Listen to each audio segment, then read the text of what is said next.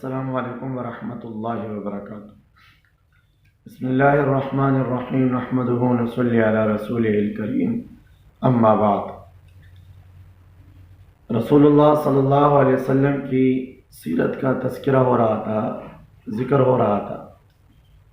اس سے پچھلی مجلس میں حضور صلی اللہ علیہ وسلم کے صحابہ اور آپ کے خاندان سے بائیکاٹ کا اعلان، اس کا ذکر ہوا، اور پھر اس کے درمیان کچھ واقعات پیش آئے۔ ان واقعات میں سے ایک واقعہ چاند کے دو ٹکڑے ہونے کا، شق قمر، اس کا ذکر ہوا۔ آج کے درس میں انشاءاللہ چند باتوں کا ذکر ہوگا۔ سب سے پہلی بات، اس بائیکاٹ کا خاتمہ جو کافروں نے مسلمانوں کے خلاف کیا تھا،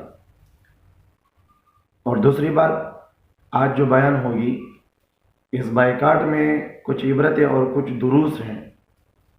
اس بائیکاٹ سے کافروں کا کیا غرض تھا اور مسلمانوں کے لیے اس میں کیا عبرت ہیں، اس میں اس کا ذکر ہوگا۔ اور تیسری بات، عام الحزن، سن 10 نبوی کو عام الحزن تاریخ اسلام میں تاریخ کی کتابوں میں کہا جاتا ہے، تو اس کا ذکر ہوگا۔ اور چوتھی بات، حضور صلی اللہ علیہ وسلم کا نکاح حضرت سودا بنت زمعہ رضی اللہ عنہا سے، اور ان کی رخصتی، اور حضرت عائشہ صدیقہ رضی اللہ عنہا سے عقد نکاح، رخصتی نہیں، اس کا ذکر ہوگا۔ تو میں اپنی موضوع پر جانے سے پہلے ایک گزارش کرتا ہوں، تقریباً ہر درس میں، ہر بیان میں، اور ضروری اس لیے ہوتا ہے کہ سننے والے اکثر چاہتے ہیں کہ ہم اگلا درس بھی سنیں، کیونکہ ترتیب سے بیان ہو رہی ہے سیرت، اور ہر درس کا پہلے کے ساتھ جوڑ ہوتا ہے، اور اس طرح ترتیب سے بہت مشکل سے ملتا ہے، اس سے مختصر بیان کرنے سے۔ تو اس کو یہ چاہیے کہ آپ لوگ جو سننے والے ہیں، اگر چینل کو اب تک سبسکرائب نہیں کیا تو اس کو سبسکرائب کریں، تاکہ آپ کو ہر نیا درس آپ آسانی کے ساتھ آپ کو ملے، تو تاکہ آپ اس کو سنیں، اس کو سمجھیں۔ حضور صلی اللہ علیہ وسلم کی سیرت کو سننا، اس کو سمجھنا، یہ بہت ضروری ہے۔ معاشرے میں اس کی کتنی ضرورت ہے، اس کے لیے ایک مستقل بیان اور درس کی ضرورت ہے۔ انشاءاللہ اس کے طور پہ میں مستقل بیان کروں گا اسی چینل پہ، کہ حضور کی زندگی کو سننے کے لیے ضرورت کیا ہے۔ یہ پہلے ہی بیان ہو چکا ہے، تفصیل کے ساتھ انشاءاللہ پھر میں اس کو بیان کروں گا۔ تو ضروری ہے حضور کی زندگی سننا، ہر مسلمان کے لیے اس کو سنیں، ہم پہ حق بنتا ہے حضور کی زندگی کو سننے کا۔ اور چونکہ اس چینل میں مختصراً حضور کی زندگی بیان ہو رہی ہے، ہمیں چاہیے کہ اس کو ہم سنیں۔ روزانہ اگر ایک درس سنیں گے تو ہمیں فائدہ بھی ہوگا، اور ہم آگے اور لوگوں کے سننے کا ذریعہ بنیں، کہ حضور کی زندگی جس طرح ہمارے لیے ضروری ہے، تو ہم پہ یہ بھی حق ہے کہ ہم حضور کی زندگی کو آگے پھیلائیں، اور دنیا کے کونے کونے تک حضور کی زندگی کو پھیلائے، تاکہ تمام دنیا کے انسان حضور کی زندگی سنیں، اس پہ عمل کریں۔ تو آئیے اپنے درس پہ اور اپنی اصل موضوع پہ۔ سن 10 نبوی اور بائیکاٹ کا خاتمہ۔ بائیکاٹ، جب انہوں نے بائیکاٹ کیا حضور سے اور آپ کے خاندان سے، تو 3 سال تک مسلمان بہت شدت کے ساتھ، سختی کے ساتھ یہ کافر ان سے پیش آئے، اور مسلمانوں نے بہت غربت کی اور بہت بھوک کی اور بہت سخت دن گزارے۔ 3 سال ان کے بچوں کے رونے کی آوازیں، ان کی بھوک کی آوازیں باہر آتی، لوگ سنتے، اکثر لوگ مذاق اڑاتے، ہنستے، خوشی مناتے۔ لیکن کچھ رحم دل لوگ ایسے بھی اٹھے ہیں جن لوگوں سے یہ بات برداشت نہیں ہوئی، اور انہوں نے اس بات کی مخالفت کی۔ اس کی صورت یہ پیش آئی کہ ہشام، ایک سردار تھے، ہشام ابن عامر، ان کے دل میں یہ بات آئی کہ یہ تو زیادتی ہیں، اپنے خاندان والے، اپنے قوم والے، اور ہم نے ان کے ساتھ یہ زیادتی کیا ہے، یہ نہیں ہونا چاہیے، ختم ہونا چاہیے۔ وہ اپنے مذہب پہ عمل کر رہے ہیں، ان کو اختیار ہے، وہ کسی پر زبردستی نہیں کر رہے ہیں۔ تو ہشام ابن عامر زہیر ابن امیہ کے پاس گئے، انہوں سے یہ بات کہی، کہا کہ یہ معاملہ تو بڑا مشکل ہے، یہ زیادتی ظلم ہے۔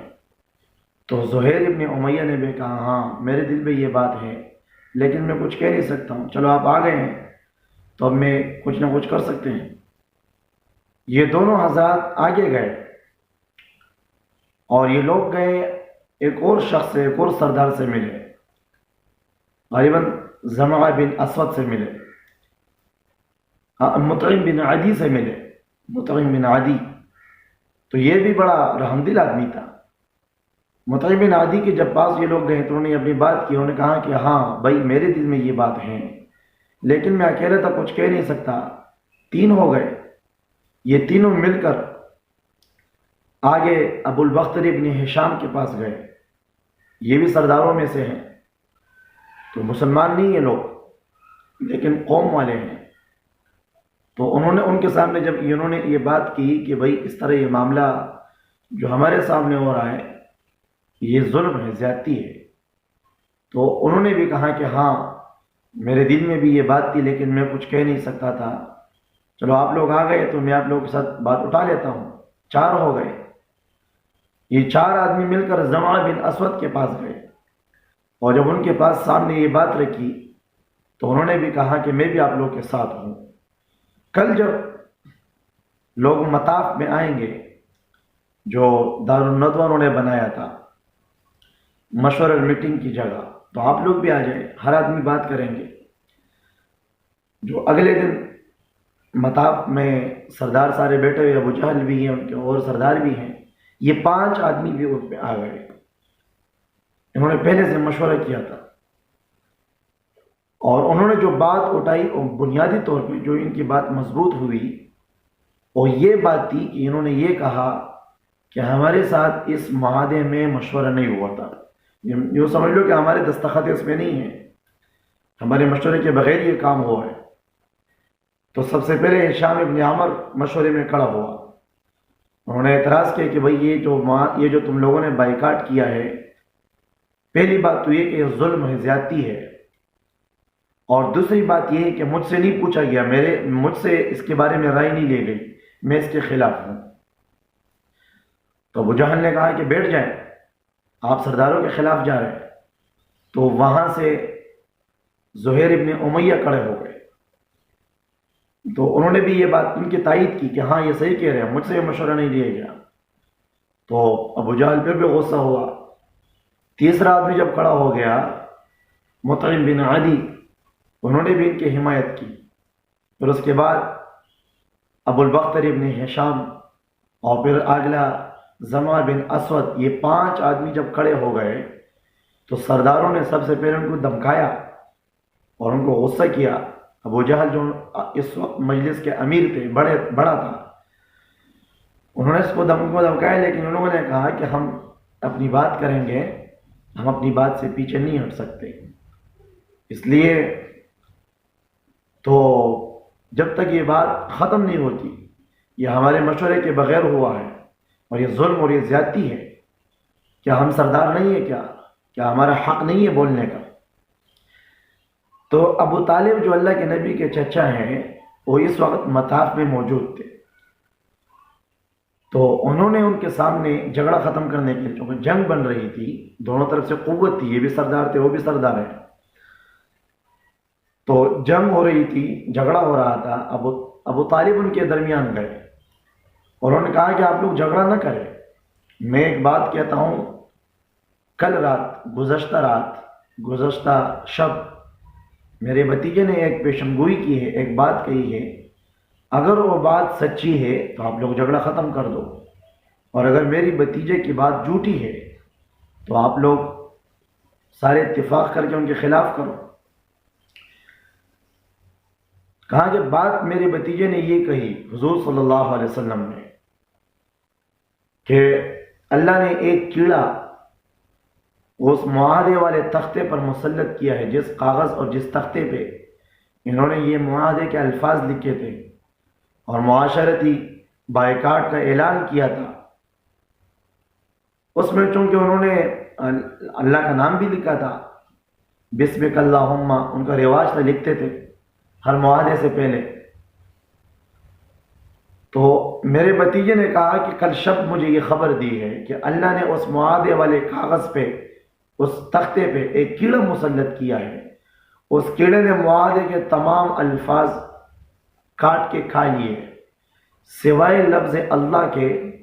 اس نے کیڑے نے تمام معاہدے کے کاغذ کو ختم کیا. تو سرداروں نے کہا اچھا، کہا کہ چلو دیکھتے ہیں. تو سارے سرداروں نے جب اس کاغذ کو نیچے اتارا اور دیکھا تو ایسے ہی تھا جیسے حضور نے فرمایا، لفظ اللہ کے سوا اس معاہدے کے پورے الفاظ ختم ہو چکے. تو سب نے کہا کہ ہاں بالکل صحیح ہے، معاہدہ ختم ہوا. 3 سال جو مشکل سال تھے مسلمانوں پہ وہ ختم ہو گئے، مسلمان قید سے باہر آ گئے اور معاہدہ ختم ہوا. مسلمانوں کے مشکل دن کسی نہ کسی طریقے سے اللہ نے ختم کر دیا. اگلی بات، اس معاہدے میں، اس معاشرتی بائیکاٹ میں ان کو فائدہ کیا تھا، ان کا غرض کیا تھا؟ تو آپ دیکھتے ہیں کس طرح بائیکاٹ انہوں نے کیا. انہوں نے سب سے پہلے قید لگایا کہ بھئی ان کے ساتھ کوئی نکاح نہیں کرے گا، عقد نکاح کی پابندی لگا دی.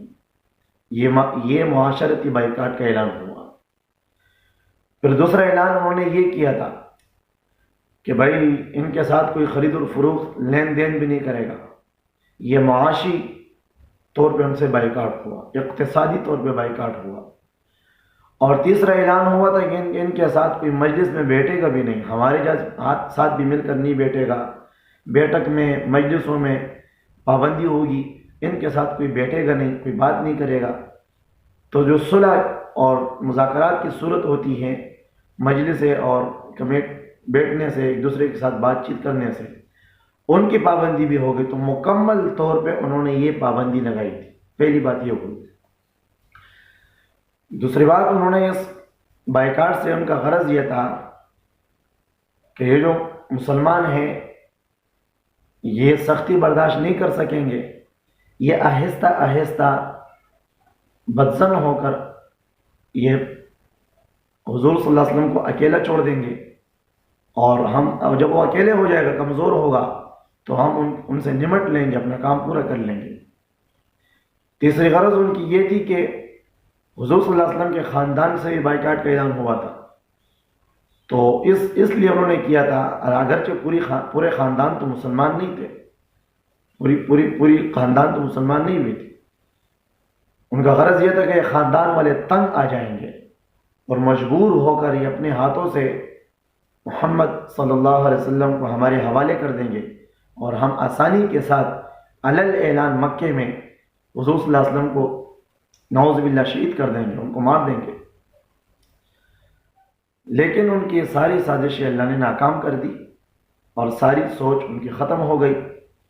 اچھا، اس میں ایک اور بات جو عبرت کے طور پہ ہے، حج کے دنوں میں 3 سال جو حضور جب بائیکاٹ میں رہے، تو حج کے دنوں میں جو حرمت والے مہینے ہیں، ذی القعدہ، ذی الحجہ، محرم اور رجب، یہ 4 مہینے چونکہ حرمت والے مہینے ہیں. تو حج کے دنوں میں چونکہ عرب کے نزدیک بھی قتل و قتال حرام تھا، وہ قتل نہیں کرتے تھے، کسی پہ ہاتھ نہیں اٹھاتے تھے، خون بہانا وہ حرام سمجھتے تھے. تو حضور صلی اللہ علیہ وسلم ان دنوں میں بھی باہر آ کر لوگوں کو دعوت دیا کرتے، خیموں میں جا کر حج کے ایام میں لوگوں کو دعوت دیتے تھے. یہ حضور نے ان تمام قیامت تک آنے والے اپنے پیروکاروں کو، تمام مسلمانوں کو یہ بتانا تھا کہ دعوت کا کام دنیا کتنی بھی مخالفت کر لے، تم کتنے بھی نظر بند ہو جاؤ، دعوت والے کام کے راستے بند نہیں ہو سکتے، اس کی صورتیں بند نہیں ہو سکتی.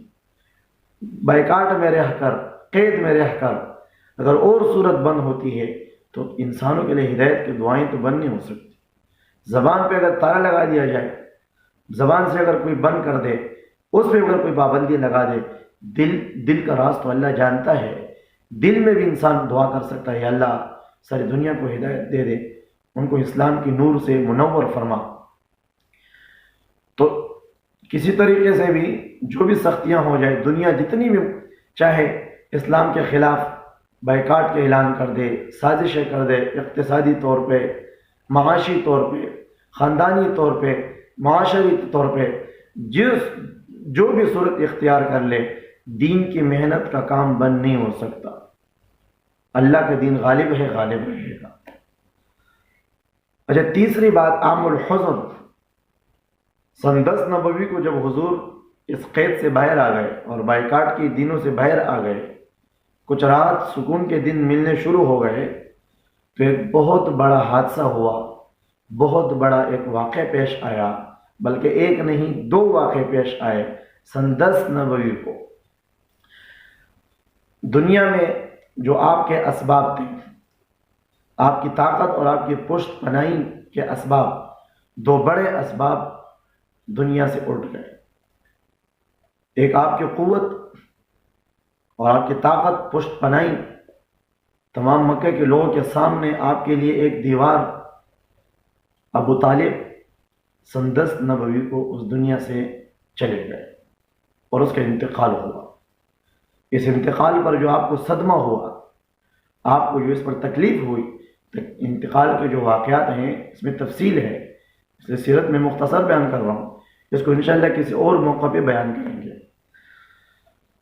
تو اس ابو طالب کے انتقال پر حضور کو جو صدمہ اور جو رنج پہنچا، یہ آپ 3 سالوں کی سختی آپ سے بھول گئی۔ یہ ان 3 سالوں کی مشکلات اس ایک غم نے بھلا دیے۔ اور یہ کیا تھا کہ چند دنوں کے بعد آپ کو تسلی دینے والی، آپ کے پشت پناہی کرنے والی، آپ کی پیچھے سے سپورٹ کرنے والی آپ کی زوجہ مطہرہ حضرت خدیجہ رضی اللہ تعالی عنہ کا انتقال ہوا۔ آپ غمگین رہتے، 2 بڑے ثبوت، 2 بڑے مضبوط سہارے آپ سے اٹھ گئے، آپ غمگین رہتے۔ چھوٹے آپ کی جو بچیاں تھیں، حضرت ام کلثوم، حضرت فاطمہ، چھوٹی تھی چونکہ، ان کے سنبھالنے کی فکر۔ اب کیا کریں؟ اس سال کو عام الحزن کا عنوان دیا گیا تاریخ کی کتابوں میں۔ حضور پر یہ سال، یہ غم والا سال گزرا ہے اور یہ دکھ اور درد والا سال گزرا ہے۔ آپ اسی فکر میں رہتے تھے، غمگین رہتے تھے۔ تو حضرت عثمان بن مظعون رضی اللہ عنہ کی بیوی، انہوں نے اللہ کے نبی کے سامنے عرض کی، یا رسول اللہ، آپ کو فکر ہے کہ آپ کی بچیوں کا جو ہے کوئی کفالت کرنے والی ہو، کوئی کفیل پیدا ہو جائے۔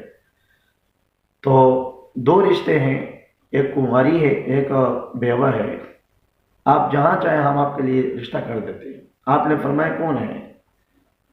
تو انہوں نے عرض کیا کہ یا رسول اللہ، کنواری حضرت ابوبکر صدیق کی بیٹی حضرت عائشہ ہے، اور جو بیوہ ہے اور زمعہ کی بیٹی سودا بنت زمعہ ہے، جو بیوہ ہے۔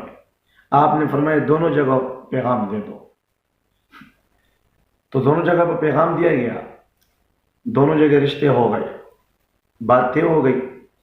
سودا بنت زمعہ کا نکاح ان کے والد زمعہ نے پڑھایا، اور ان کی رخصتی بھی سن 10 نبوی کو ہوئی۔ آپ ایک دعوت کا پروگرام کیا گیا، اس حساب سے، وہ سادہ حساب سے، اور غالباً 400 درہم مہر مقرر کیا گیا، 400 درہم۔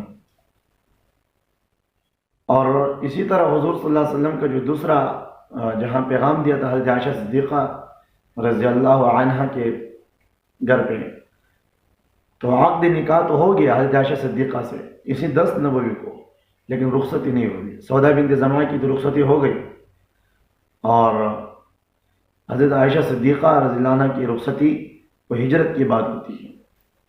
یہ چوتھی بات ہو گئی۔ یہ آج کے درس کا بیان یہیں تک تھا کہ حضور کی زندگی کا، دعوت کا جو مرحلہ چل رہا تھا، اعلانیہ دعوت 7 سال تک یہ مرحلہ چل رہا تھا، آج اس کا اختتام ہوا۔ انشاءاللہ آئندہ درس میں جو تیسرا مرحلہ ہے، 3 سال تک اعلانیہ دعوت، ہجرت تک، مکہ سے باہر، عام بادشاہوں کے پاس خطوط، اس میں آپ نے خود سفر کیے، طائف کا سفر، وہاں جنات کا واقعہ، پھر آپ نے خطوط بھیجے، اور اس میں اور جو واقعات پیش آتے ہیں انشاءاللہ اس کی تفصیل انشاءاللہ اس کو شروع کریں گے۔ اگلے درس میں انشاءاللہ تیسرا مرحلہ شروع کریں گے، زندگی رہی تو انشاءاللہ اس کو پھر بیان کریں گے۔ اللہ تعالیٰ عمل کی توفیق عطا فرمائیں۔ وآخر دعوانا الحمدللہ رب العالمین۔ السلام علیکم۔